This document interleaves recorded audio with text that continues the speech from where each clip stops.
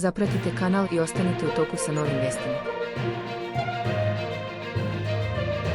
Predsjednik Donald Trump nominovan je za Nobelovu nagradu za mir nakon što je imao ključnu ulogu u postizanju primirja između Irana i Izraela, objavio je američki konzervativni medij Fox News.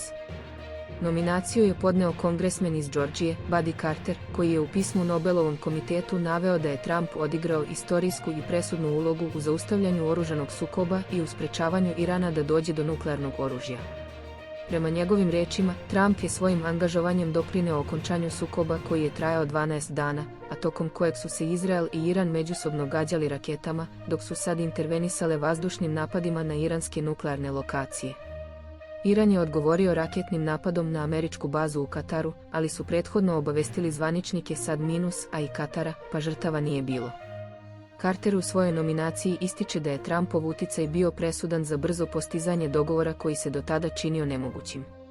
Također, pohvalio je njegovu odlučnost u suprotstavljanju iranskim nuklearnim ambicijama, navodeći da je time sprečeno da najveći svetski sponzor terorizma dođe do razornog oružja.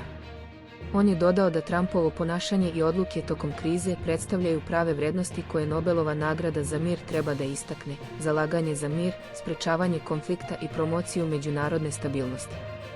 U regionu poznatom po dubokim političkim sukobima i nestabilnosti, ovakav diplomatski proboj, kako navodi Carter, zahtevao je i hrabrost i jasnoću. Nominacija dolazi u trenutku kada je mir na Bliskom istoku i dalje nestabilan. Samo nekoliko sati nakon potpisivanja primirja, Izrael je optužio Iran za njegovo kršenje, što su iranske vlasti negirale. Istovremeno, na društvenoj mreži, bivši Twitter, vlasti Pakistana su iznele podršku ideji da Trump dobije Nobelovu nagradu za mir 2026. godine, i to zbog njegove navodne diplomatske uloge u smirivanju krize između Indije i Pakistana. Iako Trump tvrdi da je pomogao u rešavanju tog konflikta, indijski zvaničnici su te tvrdnje više puta demantovali. Zapratite naš kanal za još novih vesti.